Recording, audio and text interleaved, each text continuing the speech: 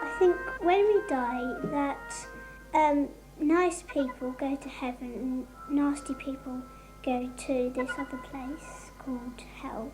And in heaven, I think you can do what you really like to do. When we die, I think we go up to heaven or stay back on earth, whatever your judgment is. And if you go into heaven, it's just like this world, but much more nicer place. And the nasty people have to do like labour to keep on working. The other people just like rest all day and have a nice time, really. And there's this little part of you that always goes into the next life that you have, and then you die, and then it does the same thing over and over.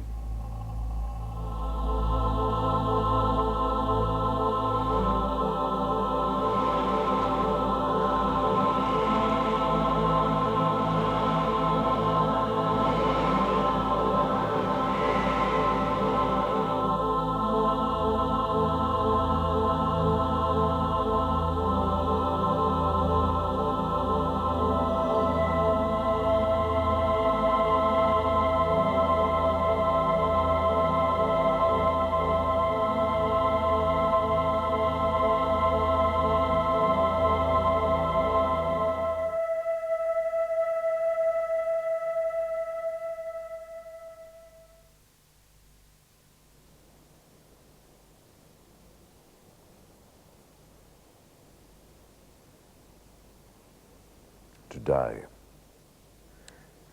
to sleep, no more. And by a sleep to say we end the heartache and the 1,000 natural shocks that flesh is heir to. 'Tis a consummation devoutly to be wished. To die, to sleep. To sleep. Perchance to dream. Aye, there's the rub. For in that sleep of death, what dreams may come when we have shuffled off this mortal coil, must give us pause. So many of us tend to think of death as the end of all we know and are, when it is merely a change of condition, a change from one existence to another. Sadly, we in the West usually regard death as the opposite of life. Well, it isn't. It's the opposite of birth. And as surely as we must be born to enter physical life, we must all at some time die. But then what? For whatever we may believe, we must all at some time wonder what is going to happen to us afterwards.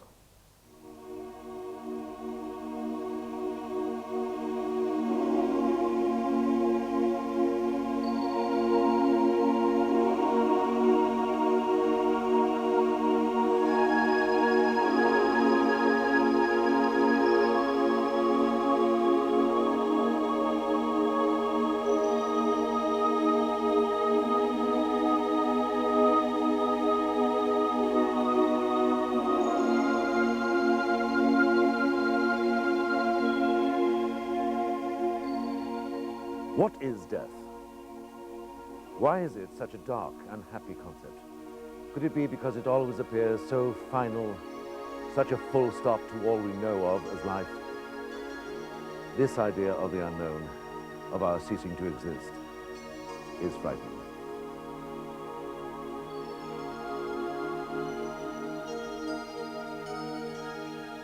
Do not go gentle into that good night. Old age should burn and rave at close of day. Rage, rage against the dying of the light. Though wise men at their end know dark is right, because their words had forked no lightning, they do not go gentle into that good night.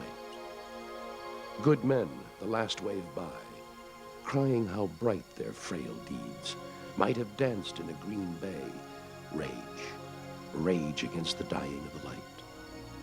Wild men who caught and sang the sun in flight, and learned too late they grieved it on its way, do not go gentle into that good night. Grave men near death, who see with blinding sight, blind eyes could blaze like meteors and be gay. Rage, rage against the dying of the light.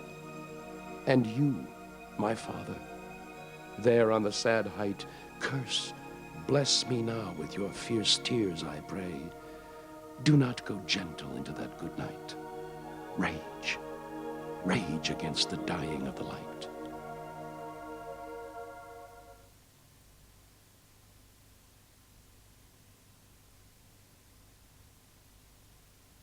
And yet we are continuously fascinated by the subject of death and all we associate with it, from fables to folklore, from ghost stories to resurrections. Most of the ancient cultures believed in some form of survival after death. Even today, most philosophies, views, and beliefs seem to have some features in common, like the concept of heaven, though they vary as to whether there is punishment or hell. What is known as the ageless wisdom of the East, on which modern theosophy is based, showed death's place in life and how to approach it, as well as giving us some idea of what happens afterwards.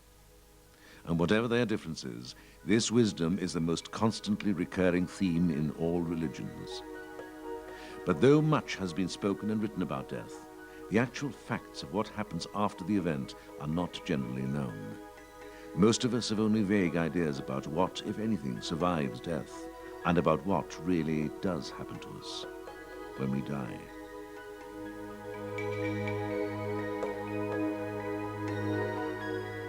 Strong echoes of the ageless wisdom are found in the ancient Egyptians' belief that they would receive immortality after death, bestowed on them by their god Osiris. But the quality of that afterlife would be determined by their behavior while alive, very like the concept of karma, as we'll see. They also believed that their initial survival of death occurred in a double of themselves, echoes here of what we now know as the astral body. This was their ka, as they called it, endowed with all the person's good and bad qualities. In this vehicle, they believed they could eat, drink, and enjoy the odor of incense. They were obsessed with death, as the sheer size of their awe-inspiring funerary monuments shows.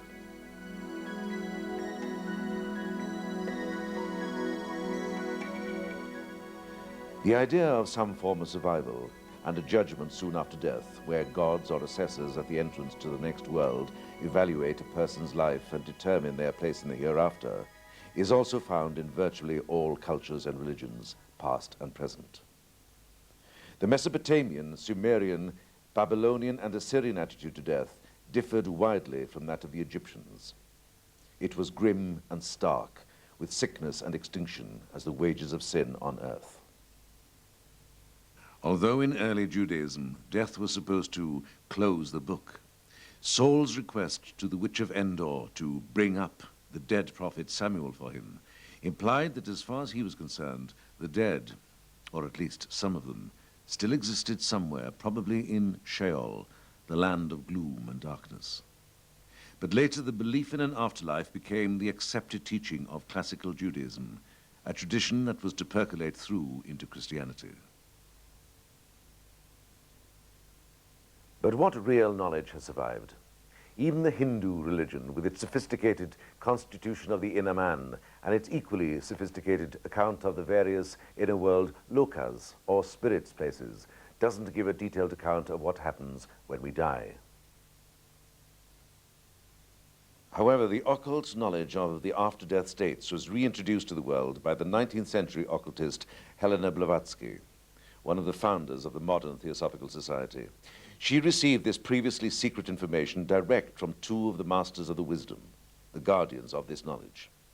These are not spirit communications, but are more highly evolved than not only the average person, but even those we call geniuses. Faculties of inner perception, latent in all of us, in them are highly developed. This enables them to examine subjective experiences in full consciousness. It is with these faculties that they can not only follow what happens to a man's soul and spiritual principles after his death, but also to become aware of his feelings and thoughts, which are the substance of a dead person's post-mortem experiences. These powers far transcend any clairvoyant or spiritualistic medium. One of the most fundamental ideas in the Master's teaching concerning the afterlife is that nothing in the whole cosmos endures unchanged forever. They show how in nature everything comes and goes. The death of physical form is just one event in an everlasting, continuous process of life. In other words, this means a resurrection, resuscitation, rebirth, somehow a return to life. But as what? We've all felt the awful finality of death in our own bereavements. We know that our loved one has somehow left that body forever. We feel that what has departed is the true person, not what is left behind, a corpse, an empty shell. But what has happened to them? Where have they gone?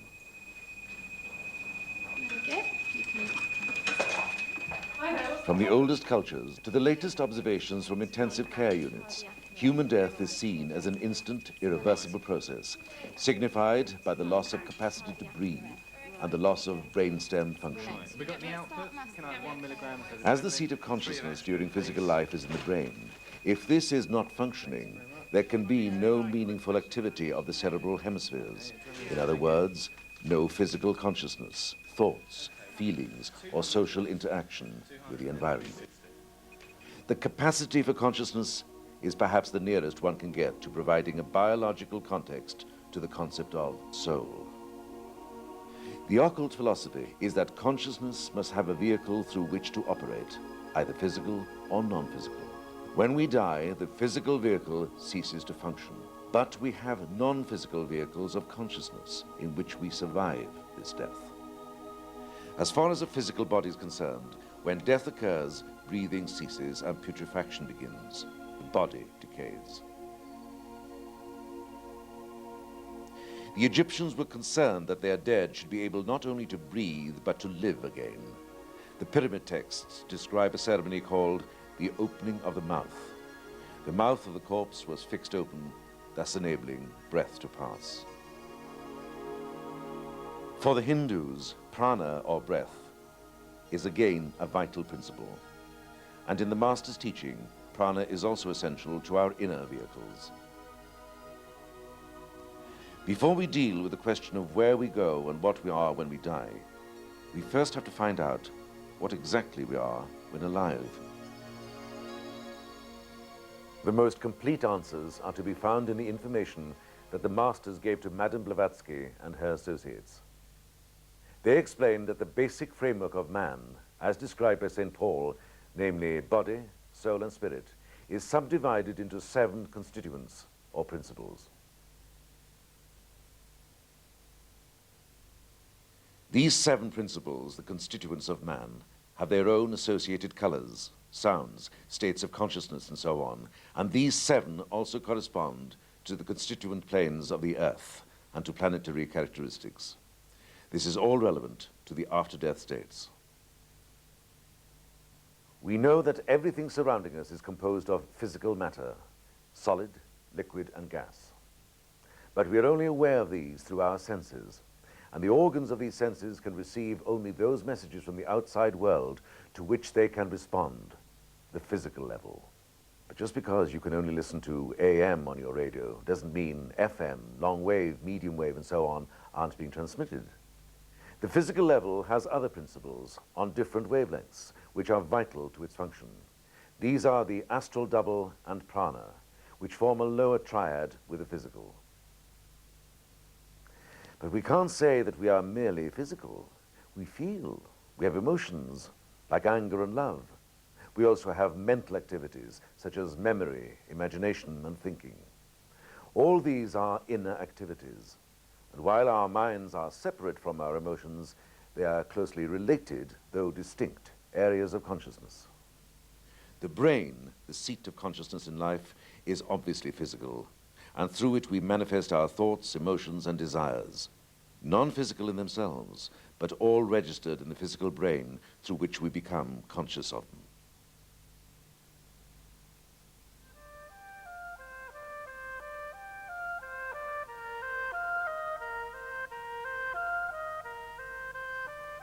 A man may often appear dead, Yet from the last beat of the heart and the moment when the last spark of animal heat leaves the body, the brain thinks, and the ego, in those few brief seconds, lives his whole life over again.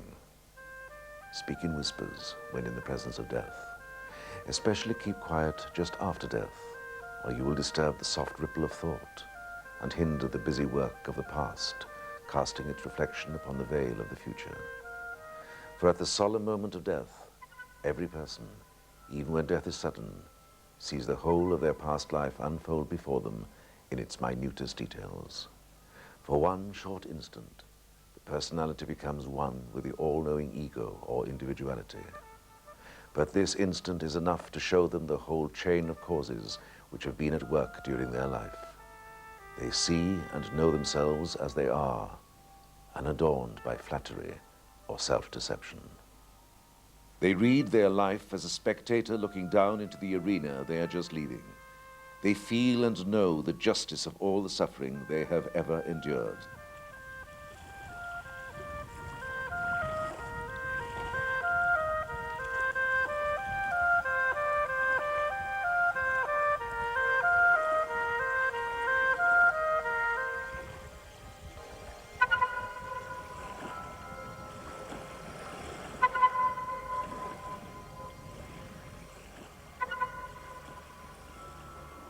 For some of us, the only evidence of survival after death is the seance room, where spirits from the other side appear to communicate. For example, Uncle George tells us, through a medium, impressive things about us that no one else could possibly have known, and then proceeds to give us a message. Now, these messages may be of comfort to mourning relatives, but what, in fact, is Uncle George? And where, in fact, is Uncle George? And why hasn't he gone on to the expected heaven, or indeed hell, that awaits him? To answer this, we must look at the next major stage in the post-mortem journey, which is known as the death struggle.